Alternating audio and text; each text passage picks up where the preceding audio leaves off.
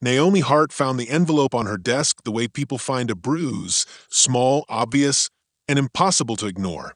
By breakfast, the board had announced her temporary leave on live television, Robert Calhoun's voice steady as a verdict. On her phone, a grainy clip looped, a private laugh severed from its sentence and dressed up as proof. Her lawyer told her to breathe. Her pulse told her the rooms she trusted were suddenly full of strangers with her name on a ledger. Someone had listened, and Naomi felt, for the first time, that listening could mean being marked as much as being heard. She slid the paper back into its envelope and thought, sharply, if they wanted a story, she would write its final chapter herself. What happened next shocked everyone and set off a chain of events no one saw coming. Stay with me. This is a story you need to hear. Before we start the story, comment below and let us know where in the world you're watching from today. And if you find this story impactful, don't forget to subscribe for more.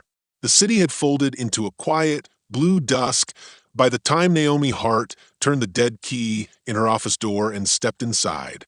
Rain made a soft, steady drum on the glass facade of the bank, and the puddles on the pavement below reflected the building's lights like scattered coins.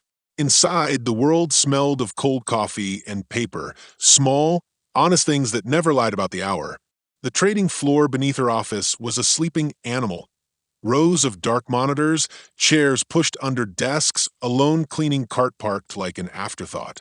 The hum of the ventilation system was the only constant, a gentle reminder that the building lived on even when its people did not. From a close, human view, Naomi moved through that late hour with a careful economy of motion. She was tall enough to make a presence without needing to raise her voice. Her suits fit, like promises kept. Tonight, her hair was pulled into a knot at the nape of her neck, a single silver pin catching the light. Her hands, long, precise, opened the blinds and let the city spill in. Taxi lights, distant sirens, a billboard with a smiling face selling a new kind of insurance. She lingered by the window, as if seeing the streets would steady something inside her chest. She sat at the desk she had chosen the first week she became CEO, the one by the glass wall, so she could see both the work and the world. On the desk, there was neatness. A photograph in a black frame of her late mother holding a graduation cap, a fountain pen that still bore a faint smear of ink from her morning notes, and now an envelope. The envelope was small, heavy, and unremarkable except for the impact it made when she slid it free from beneath a stack of quarterly reports. No return address. One word on the inside flaps in a clean, unfamiliar hand. Listen. Seen from an observer's angle, the scene was a tableau of contradictions. Naomi Hart had climbed through glass ceilings and boardroom storms to stand where she stood, and yet the office around her told a quieter truth. Power in a building this size was never only a matter of will. It was paperwork, alliances, and the slow arithmetic of loyalties. The brass nameplate on her door, polished and permanent, declared a certainty that the hallway whispers did not honor. The bank's investor reports hung on the wall like certificates of whether survived. Yet even in that room of triumphs, a single envelope could pull a thread loose. Naomi did not read the message at once. She turned it over, feeling the grain of paper between fingers that had learned to judge acquisitions by the weight of an offer. Listen was a small command, intimate and dangerous. Her first instinct was analytical, catalog what she had, what was missing. Her second was older and softer. A flicker of memory, a kitchen table in another city where her mother had once said, "You'll hear things before you see them, Naomi. Trust your ears." That memory was a warm ache. She let it sit beside the cooler business, sense like two notes in a chord. From within Naomi's interior life, the night stretched to a deeper texture. She tasted exhaustion and a stubborn, private hunger, a need to prove that being chosen and being deserving were the same thing. The sleepless months of the audit, the late calls with regulators, the careful, almost surgical trimming of underperforming units. These things had marked her like a map. There was pride, yes, but also a vigilance that grew heavy. Each victory arrived with a shadow. Suspicion in some corners that she owed her position to optics, not competence. Whispered speculation that she would be easier to displace. The thought of being seen as a risk rather than a leader put a pressure at the base of her neck. She finally broke the seal. Inside, a single sheet of paper lay folded like a confession. The words were few: dates, a line referring to shareholder agreement, and a note that suggested a private meeting had been scheduled, one that Naomi was not expected to attend. Whoever had written it knew the vocabulary of corporate moves. Whoever had left it on her desk wanted something to happen while she slept. An impartial voice would mark how such a thing operated in most institutions. A letter like that could be a warning, a provocation, or a lie intended to unbalance. The timing mattered. The bank stock had been steady, and public rhetoric hailed Naomi as a stabilizing force. Yet high walls contain many rooms, and in those rooms, unseen decisions often formed like weather systems far from any single roof. A single misfiled memo, a whispered alliance over catered lunch, a single reluctant signature could rearrange roles faster than any chair could rotate. Naomi sat with the paper until the city lights thinned into a blur. She thought of the people who had helped her. Mentors who taught her to read balance sheets like maps, a young analyst named Daniel who still sent her daily notes with half-formed ideas, a legal counsel who once told her, "Naomi, the problem with money is that it makes friends into architects." The memory of those voices steadied her briefly, then pulled away, because the office had room for only a certain number of confidences. She rose and paced once, twice, until the motion loosened the tightness around her ribs. She could take the conventional step, call a board member, demand a walkthrough, schedule a security sweep. Her fingers brushed the framed photograph of her mother, and she felt, sharply, the shape of obligation. Not the obligation to title or triumph, but to truth. If the board moved in secret, if voices conspired to unseat her, the fallout would not be hers alone. There were people who relied on the bank as a livelihood. The janitor who would wave to her every morning, the small business owners whose loans carried their names on the line. Leadership, she had learned, is never purely self-regard. Outside, the rain began to fall harder, making the window a half-silvered mirror. Naomi looked at her reflection, the woman in the glass, steady and worn at once. For a moment, the two perspectives, the intimate and the detached, merged into something like strategy. She would listen. She would gather facts. She would not. She promised herself. Let fear write the first sentence of whatever came next. The envelope lay where she had opened it, edge catching the light. The word listen was small, but in that quiet office it sounded like a summons. Naomi set the note down, switched on the desk lamp, and began to make a list. Morning arrived like a thin coin of light sliding under the curtains. Naomi woke to the weight of it and the cold skin of her phone against the bedside table. She read 3 missed calls from Daniel and 1 text that read only, "Call me now." Her heart gave a small, confused flinch. Daniel never used caps for urgency. She tapped the screen and stepped into the bathroom with the steady, half-asleep motions of someone who had learned to start every day with a plan. The apartment smelled faintly of lemon cleaner and the last cup of coffee gone cold on the kitchen counter. Outside, the city moved as if nothing had changed. Delivery trucks, the distant honk of a taxi, a dog, Walker pausing under a sycamore. Naomi paused at the sink and let the tap run for a second, trying to steady the small tremor in her hands. She called Daniel. His voice came in thin and quick. "Naomi, turn on the television. Right now. There's a press conference." She stepped into her living room and turned the TV on. The screen filled with the stern face of Robert Calhoun, chairman of the board, standing at a podium flanked by the bank's blue logo. He looked practiced, the lines around his mouth set into a shape that belonged to rehearsed sorrow. Beside him stood Susan Mills, head of legal, someone Naomi had trusted for years, her expression unreadable beneath a practiced calm. Robert's voice was modulated, careful, almost kind in the tone people use when explaining something irreversible. Effective immediately, he read, "We have accepted Naomi Hart's temporary leave of absence, pending a review into certain governance matters." The words felt like a physical thing sliding off the screen and into the room with Naomi. The TV kept a steady, impartial cadence, the declaration registered as fact. Her chest felt suddenly too small for what it wanted to hold. From inside Naomi, the news detonated differently. The announcement felt like betrayal by geometry, angles and distances shifting without warning. She could picture the wide oak table in the boardroom, the way the sunlight would fall on an empty chair, the hum of conversation trailing off as someone slid a file across the wood. She tried to understand why Susan stood silent beside Robert. Susan, who had once whispered into Naomi's palm after a particularly rough annual review, "Keep your friends close, Naomi, but your counsel closer."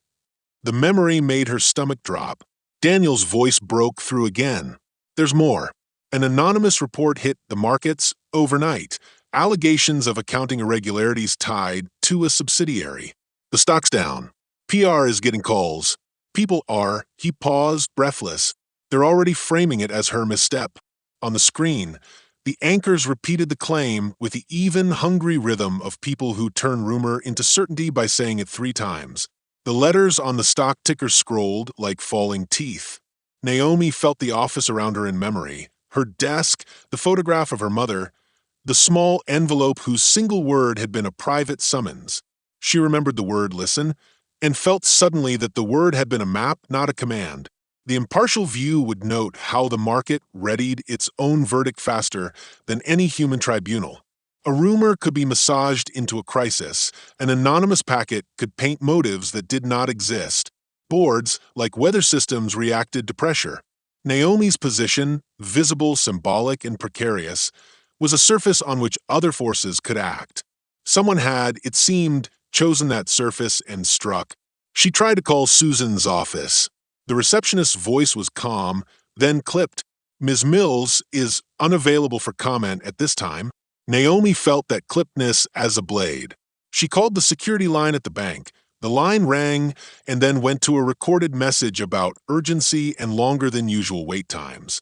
She called Michael, her chief operating officer, but the call went straight to voicemail.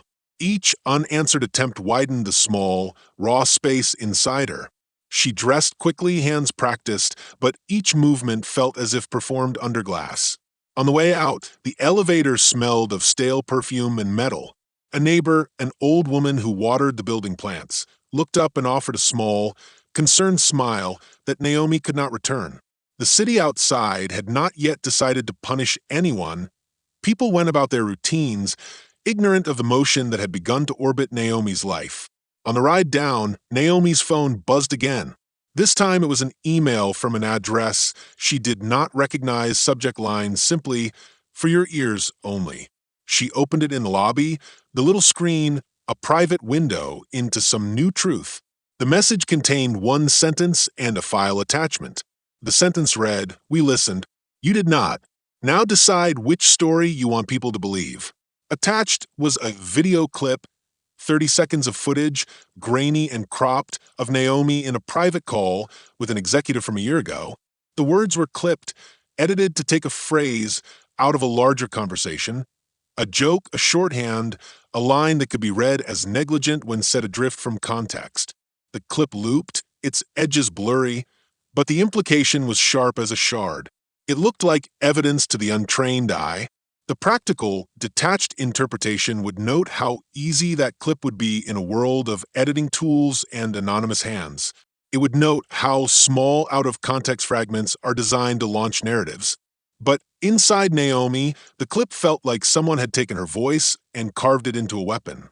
She understood then that this was not merely about numbers and memos. This was about control, about who would tell the story of her fall. The email had no signature.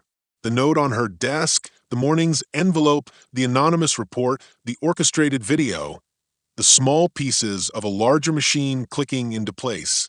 Naomi's mind, trained to read risk and margins, began to trace the lines that might connect them.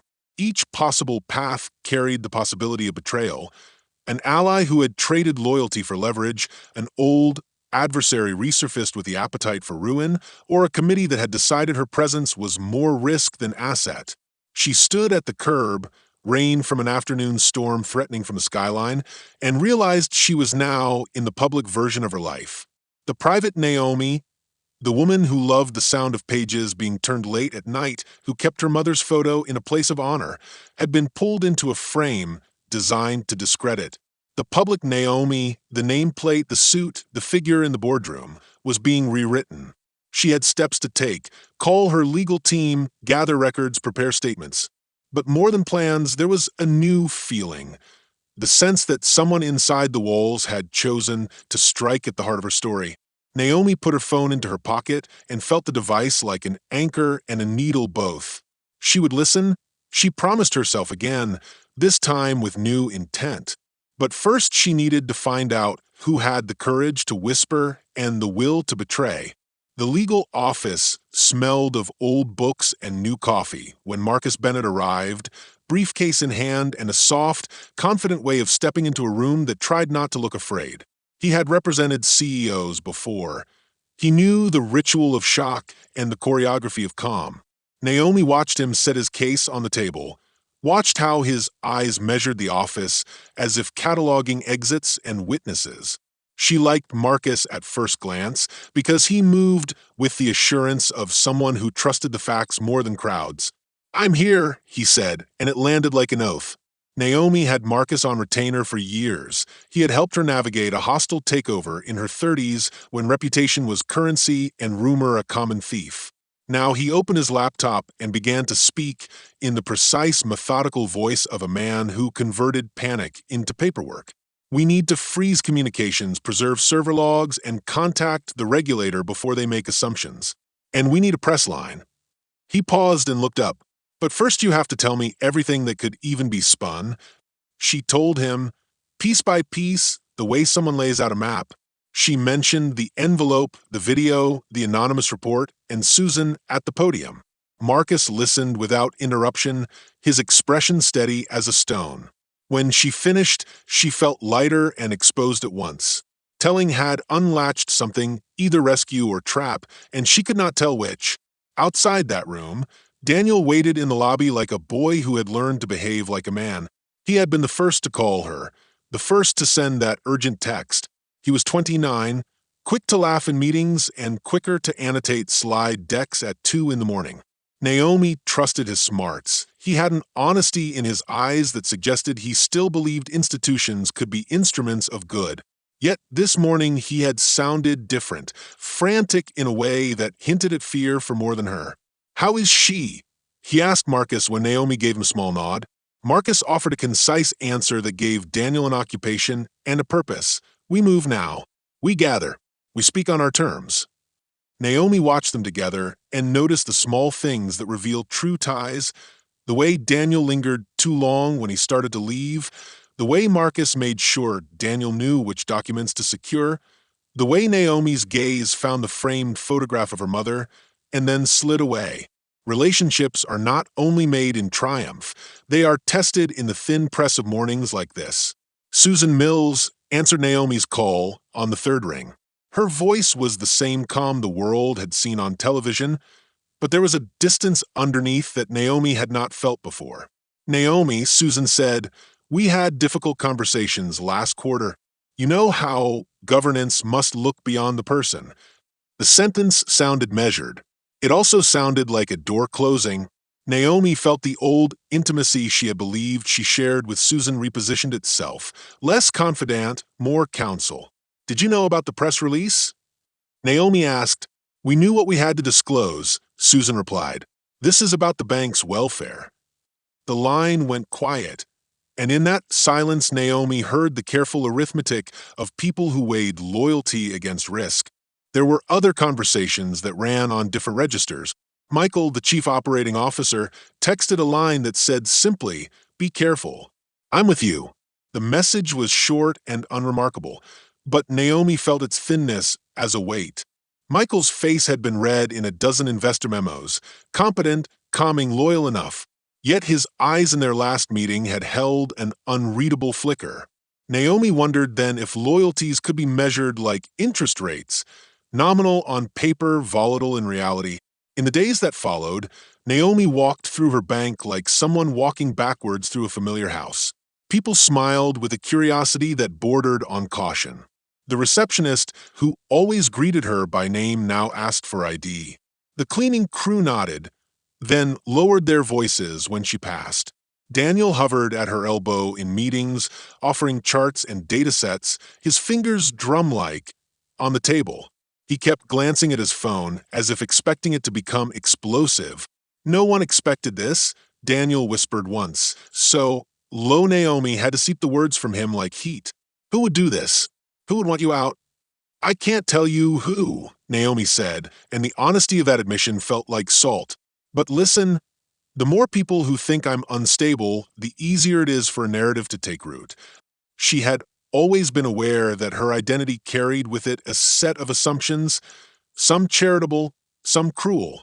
Being the bank's first black CEO meant that every victory had a press release and every mistake had a headline. In private, she felt the old guilt sting. Had she ever been deserving only because she fit a story the world wanted to tell? The question wasn't new, but the answer now had teeth. Grace Ellis, a longtime friend from university who had become head of a community lending division, arrived with casseroles and calm. "Ignore the noise," Grace said, hugging Naomi. "You've handled worse." Her loyalty was tangible. She spoke of employees who would lose more than paychecks if the bank suffered. "This can't be about you alone," she insisted. "There are names on loans that belong to real people." But Grace's presence also exposed a deeper truth Naomi had been trying not to name. In moments of crisis, people choose the version of loyalty that suits them. Grace's hands trembled when she left Naomi's office. Fear was not remote to her. Naomi watched Grace go and thought of the small business owners who trusted the bank with loans that kept lights on and children in school. Leading a company, she had learned, often meant carrying other people's vulnerabilities like cargo. Underneath conversations, small fractures showed. Peter Lane, a major investor, emailed to ask how the board planned to keep replacement costs down. His message was businesslike and void of human concern. It stung Naomi because it read truthfully the way power often looks, transactional and unfeeling. She began to see allies in new shapes and old ones as possibly brittle. The impartial voice would note that institutions protect themselves by moving quickly.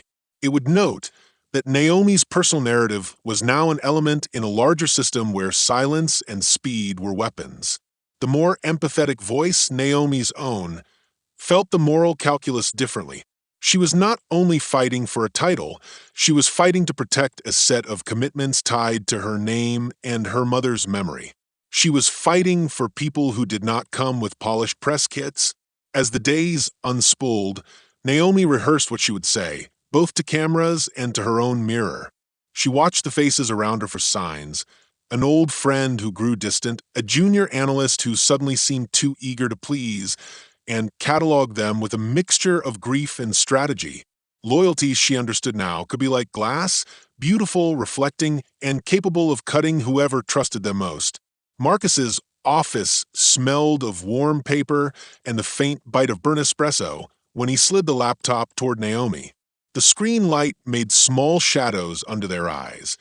Outside, the day had folded into a dull, steady rain that sounded like a metronome. Marcus had been quiet for a long minute, the kind of silence that carries the shape of something heavy. "I asked my team to trace the source," he said, finally. "Not just the clip, but the report, the press release, the server logs. Whoever did this didn't want a rumor. They wanted a mechanism." Naomi watched the words as if they were objects laid out on a table. A mechanism? Marcus tapped the trackpad and an email chain opened. At the top was a string of headers, names she knew well. Susan Mills, Peter Lane, a small law firm Naomi had only heard mentioned in passing. The subject line was clinical: activation of contingency clause, immediate action recommended. Her stomach went cold. She read the emails in a blur. Susan's voice, formal and direct in the messages, argued legal grounds for invoking a rarely used clause in the bank shareholder agreement. If credible concerns required immediate action, the board could place the CEO on temporary leave pending investigation. The clause depended on a short window of ambiguity, create the ambiguity, and the ship could be steered while the captain was off the deck. Marcus looked up. This isn't just legal housekeeping. She's coordinating with investors. There's a payment schedule attached to a third-party PR firm. There's also a draft press release. Susan's signature is on the file, timestamps. Inside Naomi, everything rearranged like furniture moved in the dark. Betrayal is not always loud. Sometimes it is precise and slow and dressed in the language of procedure. The woman whose hand had once rested on Naomi's shoulder in times of exhaustion, who had called Naomi at midnight during early struggles and said, "We will fix this," now drafted the documents that might fix Naomi out of her job. Why? Naomi asked. The word was small, but it scraped. Marcus scrolled further. Buried deeper were meeting notes, minutes from a private breakfast 6 weeks ago that Naomi had not been invited to. She read her name spelled out as a risk factor, with lines about market perceptions and optics. There was even a suggestion that a temporary leader infused by a major investor could restore confidence. Peter Lane's name appeared bold, pragmatic, and cold. The impartial observer would say the board acted to protect the bank's bottom line. The empathetic voice, the one that lived and breathed Naomi's inner life, felt the knife of personal betrayal. Institutions smooth edges by design. People are the splinters. Naomi's hands went clammy. Her first clear memory was Susan's voice in a small meeting months before advising, "Naomi, sometimes you must let emotion make itself. Appearances matter." She had taken the counsel as strategy. She had never imagined strategists would use it to cut her out. "She's trying to make sure there's a legal opening," Marcus said. The anonymous report, the clip, the timing, someone built a narrative so the clause could be invoked and look inevitable. Susan didn't leak. She engineered the trigger and coordinated the response. That chain, it's not an accident. Naomi folded forward until her forehead nearly touched the desk. The rain outside sounded like a slow threat. Daniel, she realized suddenly, had not been the source. He had called in panic because he saw what everyone else did, a staged truth. Naomi felt a small, fierce relief that he might not be the traitor, and a larger, deeper hurt that the betrayal had come from a friend she had trusted with the bank's fragile confidences. "You'll want proof," Marcus said. "We have email headers and payment records, but people like Susan are careful. She used official channels, plausible excuses. She will point to prudence, governance, words that sound like armor." Naomi rose and moved without thinking to the window. The city blurred in the rain, the ordinary lights of lives continuing while hers felt rerouted. She remembered Susan's laugh in quieter times, a laugh that had seemed generous. She had sat across from Susan at lunches and shared stories. Trust, she realized, had been folded into corporate memos and then lettered over. Marcus called for an immediate step. Freeze certain transfers, initiate a deeper forensic sweep, demand a meeting of conflicted board members. Naomi nodded and then asked the question that lived in the narrow brightness of betrayal. "Why, Susan? What was the endgame?" Marcus hesitated, then said, "Power is the obvious answer, but I think there's fear in it too. Fear of exposure, fear of regulators, fear of losing a crop of investors whose patience runs thin. If the bank took a hit under you, it would cut into more than you name. It would expose people's choices. Some will protect themselves." The answer felt both sufficient and unsatisfying. Naomi imagined a room where Susan had made the arithmetic. If Naomi's position threatened certain alliances or revealed certain exposures, removing her would look like stewardship. It was an easy moral disguise for calculated harm. There was another email Marcus had found, one Naomi read only once, then read again, because its plainness was a kind of cruelty. Susan had written to Peter, "Naomi's leave is temporary. We can appoint an interim who will stabilize market confidence." The tone was mercantile and clinical. Naomi had been reduced to a line item that required temporary adjustment. Daniel arrived at the office that afternoon, rain-slick hair and the white of panic in his face. He did not need to be told what they had discovered. He had seen it on the news hours before. He sank into a chair and put his head in his hands. "I'm sorry," he said, voice muffled. "I tried to find out where the clip came from. I thought, I thought maybe I'd traced it. I wanted to help. I didn't know Susan." He stopped, and that stop was a small, honest cleave. His eyes met Naomi's. In them she saw shock and a raw, immediate grief that felt pure. Naomi, who had been learning for weeks the art of containing emotion for strategy, found herself unable to armor every feeling. The betrayal was not just a boardroom maneuver. It was Susan's decision to choose the bank over a friendship that had been intimate enough to earn midnight counsel. Naomi's voice when she spoke was low and even, because fury is quieter when it is controlled. "We will respond," she said, "not only with lawyers and evidence, but with truth." The impartial voice would note the tactical wisdom of truth. An institution's narrative can be rewritten. The empathetic voice, Naomi's smaller and human, felt the loss linger as a physical thing. The first twist had not only altered the path ahead, it had unmasked the shape of the enemy. It wore the face of a colleague. She folded her hands into her lap and let the rain speak outside the window. Betrayal, she understood now, came often wrapped in the language of duty. She would have to untie that ribbon and show the cord beneath. Rain had become a rhythm of its own, washing the city in a thin, constant drum that matched the pulse in Naomi's temples. She moved through each day, like someone walking a tightrope with one eye on the line and one on the crowd below. The newsroom clips replayed in the background of her life. Anchors saying temporary leave, commentators parsing governance, analysts sketching worst-case scenarios on digital whiteboards. The bank's logo felt suddenly like a mask, familiar, but set at an angle that hid more than it showed. From a detached view, the steps Naomi now faced were almost banal: press statements, regulatory meetings, internal audits, and the slow thud of investor calls. Boards move to reassure markets, markets demand certainty, but inside Naomi, each procedural motion felt like an incision. Every call with a regulator was an interrogation that tested both memory and motive. Every question from a reporter requested more than facts. It begged for the story the world wanted to believe. Naomi realized she was no longer just defending numbers, she was defending the narrative of her life. Marcus worked like a general mapping skirmishes. "We protect what we can and shape what we must," he told her, voice steady as concrete. He recommended a limited disclosure strategy: release audited figures, offer full cooperation with investigators, and highlight the temporary and procedural nature of the board's action. He believed truth, framed correctly, would blunt the knives. His plan was clean and legal, the sort of thing that makes shareholders sleep a little better. It remained, bluntly, slower than the velocity of rumor. Daniel became Naomi's shadow. He cleared schedules, hunted down missing logs, and sat through long, numbing calls with IT. He moved with the kind of devotion that burns as bright as it is dangerous. One night, while Naomi reviewed a stack of redacted documents, Daniel leaned forward and said, "We could go public with the email chain. Show the timestamps. Show the payments."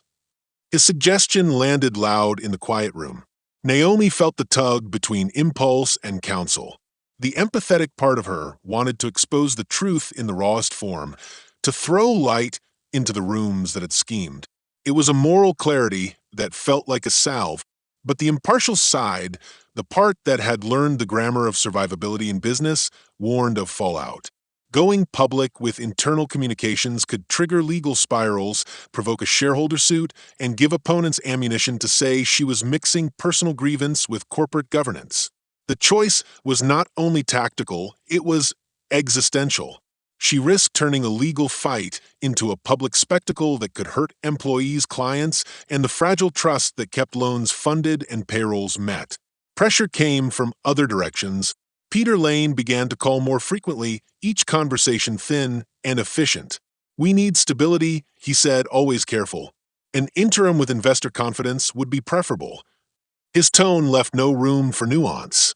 Naomi felt him like a gale pushing at a fragile structure. Michael sent texts that read supportive but tentative. He wanted to keep his role and the operational smoothness of the bank. Grace brought casseroles and quiet urgency. Her worry was for the community loans that might dry up if the bank's stock faltered.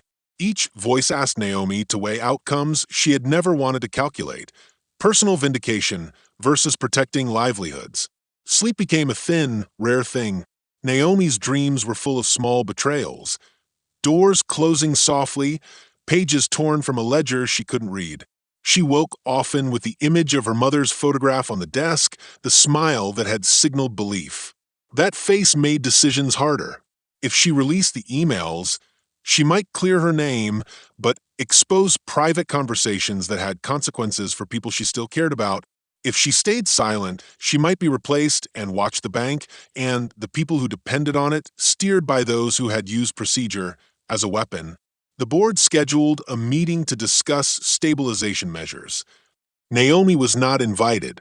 It was the hollowest cut. She watched the notice in the press release that the interim would be chosen by the majority of the board. Her options narrowed in that sentence. She could rally the public with the facts Daniel wanted to show, or she could take the quieter legal route Marcus preferred, hoping to win in court and in time. Both routes required sacrifices. In private, Naomi tested her voice. She practiced a statement that would not inflame, but would illuminate. She thought of the janitor who waved each morning, the small shop owner who had secured a loan to keep her bakery open, the junior analyst who stayed late, because Naomi's leadership had made him believe in merit.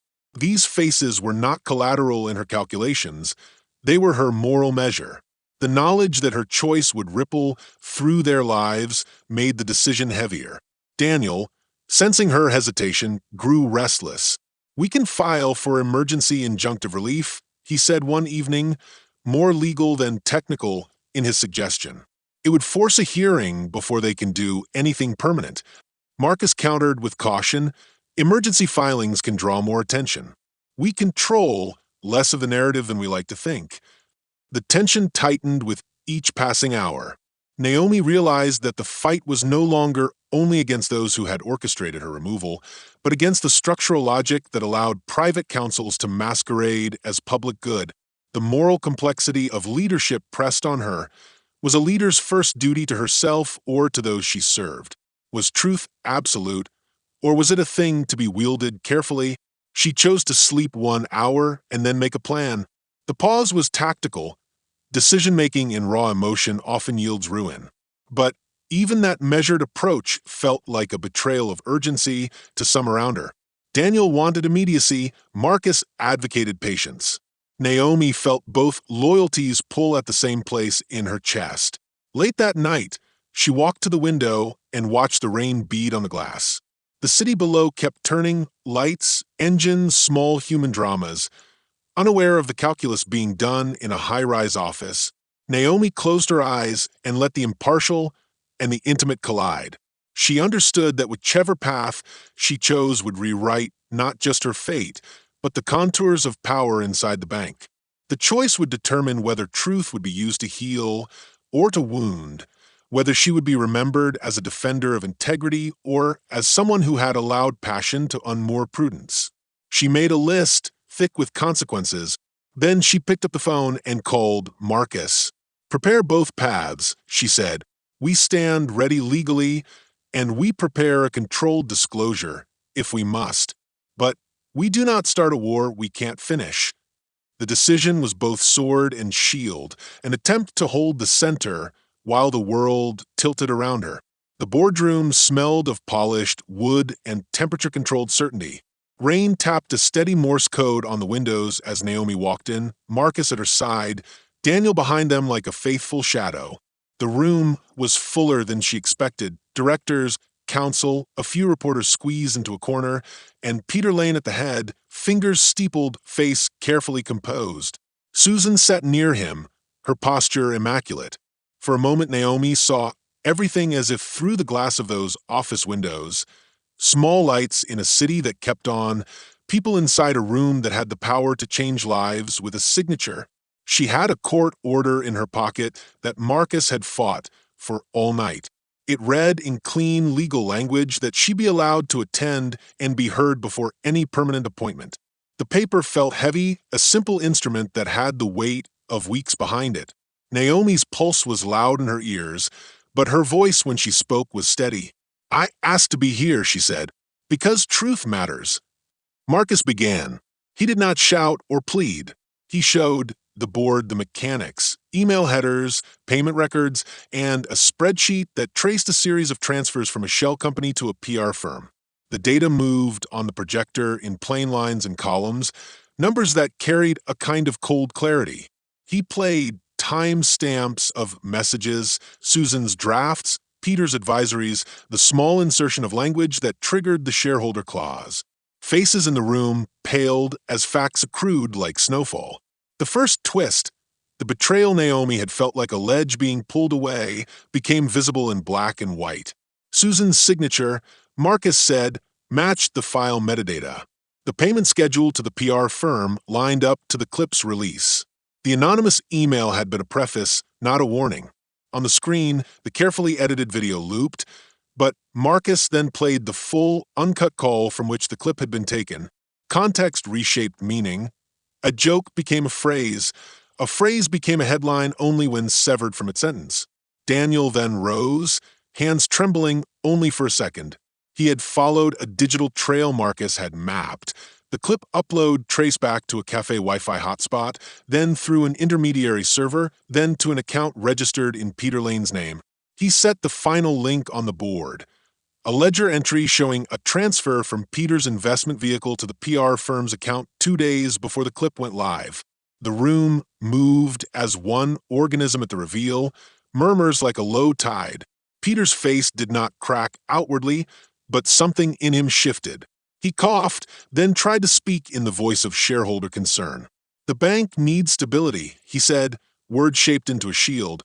"I invested." Marcus cut him off with the simplicity of a legal fact. "You funded a narrative to make that stability possible. That's market manipulation and conspiracy to influence governance." Susan's composure finally splintered. She stood, voice thin but controlled. "We were trying to protect the bank," she said. "There were troubling signals. If we had waited, the bank could have lost everything." Her hands trembled despite the steadiness of the words. The room felt a heat like breath on glass. The impartial view would see a crisis of governance, people moving in panic, choices made under fear. The intimate view, Naomi's, felt a personal cut, a friendship turned into ledger lines. Naomi crossed to the table and laid her palm flat on the wood. "You called me a risk in a memo," she said quietly. "You wrote my name as a problem to solve. You chose to move the bank by undermining me." A silence hung, thick and dangerous. Then Susan, in a move that stunned everyone, produced a folder. Inside were internal audit notes, red ink circled figures, flagging unusual transactions tied to a subsidiary that had, in its own place, a true cause for concern. Naomi read the note and felt a cold clarity. The subsidiary had legitimate issues. Regulators could have demanded heavy fines. Susan argued she had acted to prevent a market panic that would harm employees, customers, and the community. Her voice carried a plea that intended to be a moral cloak. "I did what leadership demanded," she said. "I chose the bank." That plea was the second twist, the collision of motive and method. The board realized this was not only raw greed or a power grab. It was a convergence of fear, self-protection, and the ambition to control outcomes. Peter had his acquisitions at stake. Susan had a ledger of possible regulatory exposure she feared would topple the institution, and both had chosen a method that used Naomi as the mechanism. Naomi felt a dizzying surge, a mixture of anger, betrayal, and a strange, sorrowful understanding. Institutions often act as if people are replaceable because the ledger will balance. But people are not columns on a spreadsheet. She could feel the faces of the janitor, the bakery owner, the junior analyst who believed in merit, real lives tethered to decisions being argued in a room now full of evidence and rationalizations. Marcus did not let the moral fog end the moment. He played the confidential filing Naomi had made weeks earlier, filed with a regulator but sealed pending investigation, which listed concerns about conflicts of interest involving the same subsidiary. Naomi had not wanted to use it as a weapon. She had lodged it to protect the bank. Now, the filing became a mirror. It showed that Naomi had sought transparency, not concealment. The regulator would now open a formal inquiry. The board could not simply spin the narrative away. Peter's hands shook when Marcus named the accounts. Susan's shoulders curled as applause of legal inevitability closed the room. Votes were called. The board voted to suspend Susan pending investigation. Peter's committee privileges were frozen until the audit cleared. The immediate motion to appoint an interim CEO failed by a narrow margin. Naomi watched the tally like someone watching a slow, necessary untying. The rain outside had turned to a hard, bright wash. Naomi stepped to the window and let the water make a private orchestra against the glass. She had won a round, but the victory was not total, and it did not erase the cost. Faces in the room now aligned and fractured in new ways. People who had felt safe in routine now felt the sting of consequence. For breath, Naomi allowed herself the inward relief of being heard. For another, she felt the residual ache of betrayal, Susan's hand on her shoulder in past years, Peter's business lunches where smiles had strategy. The dual truth settled. Power can be wielded for protection and for plunder, and the difference between the two can be a single choice. Marcus closed his laptop. "We have a path forward," he said, "but the work will be harder now. We must rebuild trust, restructure oversight, and protect those who will be hurt in the meantime." Naomi listened, not as a woman who wanted only her name cleared, but as someone who carried the bank's obligations in her chest. She had asked to be heard. The room had listened. The truth had been revealed, raw and sharp. The fight to turn revelation into repair, into justice, had only just begun. The rain had stopped by the time the regulator's team left the building. The light that came through Naomi's office window was thin and cold, like the truth after a storm, clear, hard-edged, not warm but honest. The board's tentative votes had bought her time. The filings Marcus had forced open had pulled the curtain back. Susan sat in a small room across the hall, face quiet and unreadable. Peter's office had been emptied, a box of framed photos left by the door. The bank hummed with an exhausted, wary energy, people returning to routine with the sense that nothing would feel the same. Naomi walked the floor that afternoon. The trading center smelled of recycled air and the warm plastic of keyboards. She passed the junior analyst's desk and found him bent over code, eyes red from late nights, and he looked up as if to measure whether the world had tilted too far. She stopped by the customer service center and met the bakery owner's husband who had come to thank the bank personally. He gripped her hand like a man holding a rope.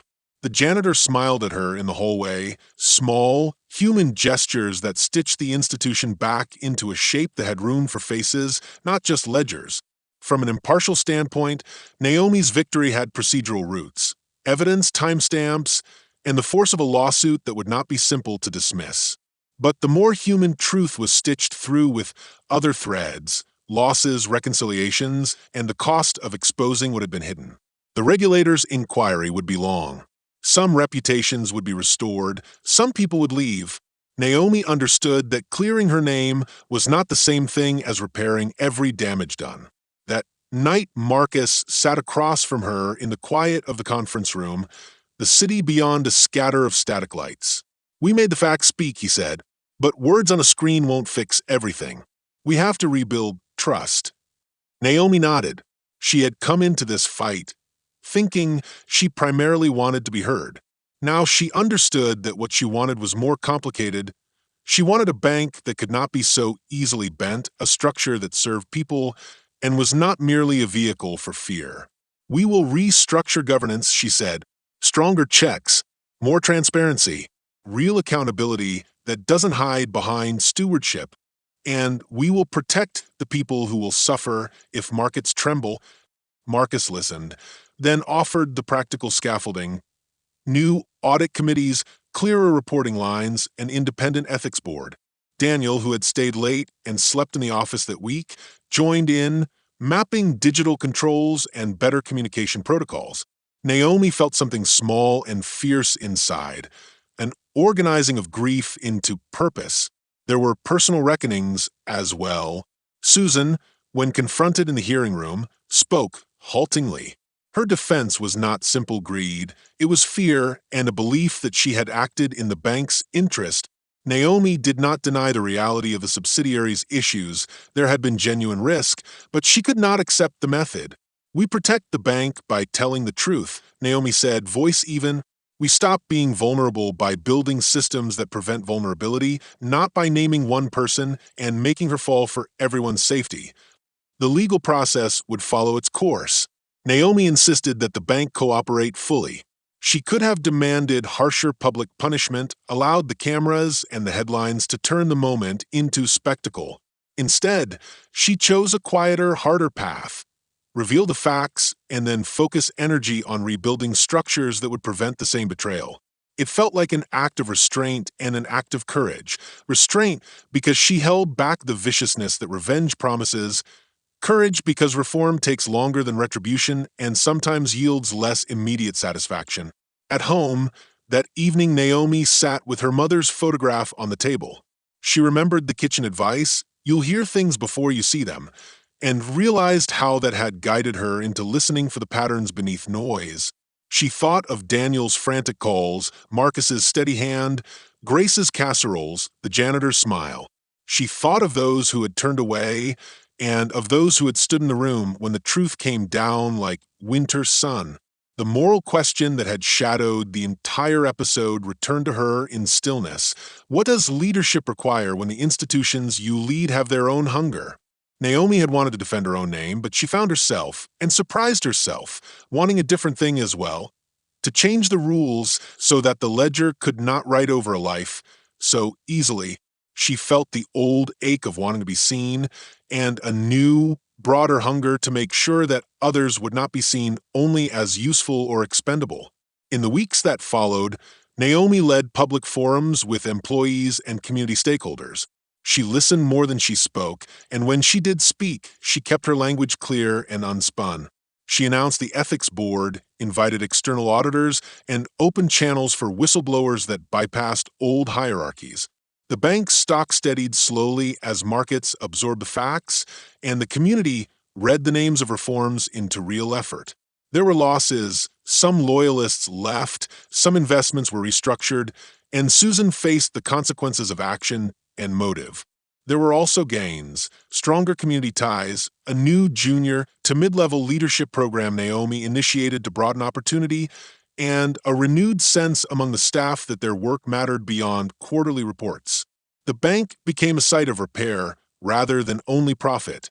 On an autumn morning, months later, Naomi stood by the window and watched a child cross the street with a bag of schoolbooks. The air had the sharpness of change. She felt tired and yet steadier, like someone who had learned to hold more without breaking. Marcus brought her a cup of coffee and Daniel waved as he passed, a small, shared look between them that meant something like survival and trust. She had wanted vindication, and she had found it in testimony and in truth. She had wanted to be restored, and that restoration was partial and earned. But what felt most like victory was a quieter transformation. She had turned the rawness of betrayal into a blueprint for change. The ledger would still be filled with numbers, but the faces behind those numbers would have a louder voice. In the end, Naomi understood that power without conscience is brittle, and conscience without power is often unheard. She had both now imperfectly, and with them the responsibility to use them differently. She placed her hand on the photograph of her mother, and, in the small echo of the room, promised to listen, not just to the voices that shouted, but to the ones barely heard. The city outside moved on, and Naomi stepped back into the work, changed, and ready to rebuild a bank that could bear the weight of truth.